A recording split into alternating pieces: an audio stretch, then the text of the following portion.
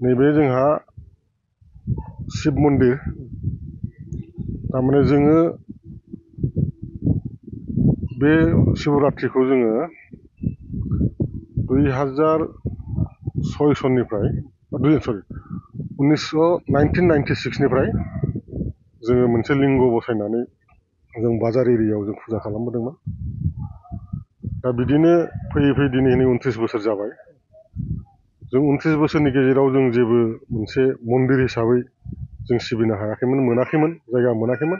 खिन्थु बिदिनो जोङो जेरैखि जायाबाबो फिसा मोनसे जायगा होनानै बिनि थाखाय जों न' फिसा मोनसे लुनानैबाबो थिं सायला होनानैबाबो जों सिबिबोदों दिनैसिम। 29 बोसोराव देग्लाय आगान सुरबाय। दा जोंहा नैबे 29 बोसोराव जोङो मोनसे मन्दिर लुफुंनो हादों।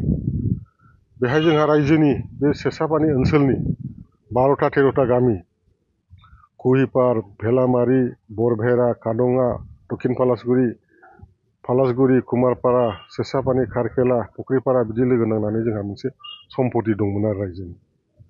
फांनैसो दंफां दंमोन। जों बे फांनैसो दंफाङाबो जों देरनायलाय आरो गाज्रि जानो हमनायलाय जों बे दंफांखौ हाफायनानै जोङो एसे फाननानै गरनैसो थाखा मोन्दों। आरो बिदिनो जोङो रायजोनाव बयनावबो जोङो बे ओनसोलनि रायजोनाव जों बयनावबो थांदों। ओरै खारखेला, खैरानि नेपालि समाजफ्राबो जोंखौ सहाय होदों आरो जोंनि जे ओनसोलनि जिमान दङ गासैबो जोंखौ सहाय होदों। जोंनो एसे एनै फैसा होनानै जों बे मन्दिरखौ लुफुंनो हादों। ओंखायनो जोङो बे मन्दिरखौ लानायनि थाखाय जों मोनसे प्रग्राम खालामदों एबार। जोंहा 23, 24, 25, 26 तारिखआव जाहैबाय शिवरात्रि। जोङो 25 तारिखआव जोङो नैबे शिवलिंगखौ जों गोदानै जों गायसनगोन। जों बेफोर बुस्थुखौ जों जगार खालामजोबखाबाय गासैबो, माने जोङो लानोल'सो बाखिसै। बेनिफ्राय जोंहा 23 तारिखआव जोंहा जल जात्रा दं, माने दै खावनानै लायनाय। बे दै खावनानै लायनानै जों मन्दिराव जोङो बिनिफ्राय थाबायनानै जों थांगोन 1 किल'मिटारसो गोजानाव। जोङो दारांगा दैयाव लायनो थांनायनि जोङो सिन्था खालामदों। जोङो ज' बिदिनो आइजोफोरखौ लानानै आरो जों हौवा मानसिफोर माखासे लानानै जोङो 200 जनसो 250 जनसो जों गेदारिं जानानै जों थांनो सानदों।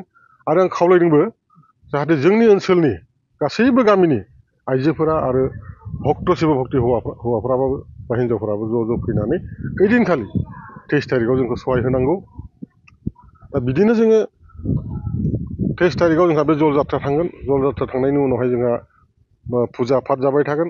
24 तारिखआवबो फुजा पाठ जागोन। जों बिनिफ्राय 25 तारिखआव जोङो माबा मोनसे समाव जोङो बे शिवलिंगखौ जोङो गायसनगोन आरो बे जोंनि मोनसे प्रग्राम आरो माने जोंना गल्डेन जुबिलिबो थांबाय, सिलभार जुबिलिबो थांबाय हिसाबाव जों जोबोद 29 जों सिलभार जुबिलिखौ जों फालिस्लाबनो हायाखै।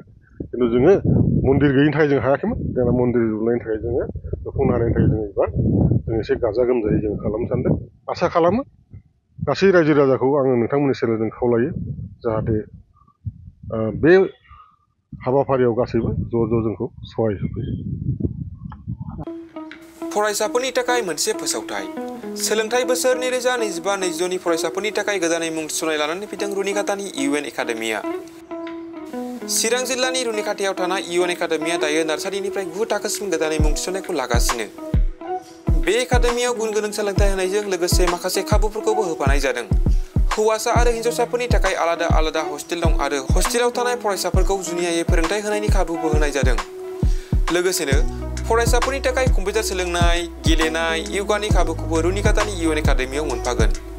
गोसो गोनां फरायसाफोरा रुनिकाटानि इउएन एकाडेमियाव दानिफ्रायनो मुंखौ थिसननो हागोन आरो मुं थिसननायनि बागै आबुं बाथ्राखौ मिथिनोब्ला नैबे मबाइल नाम्बार 9101444619 नङाब्ला 9706177397 आव थोंजों फोनांजाब खालामनो हागोन।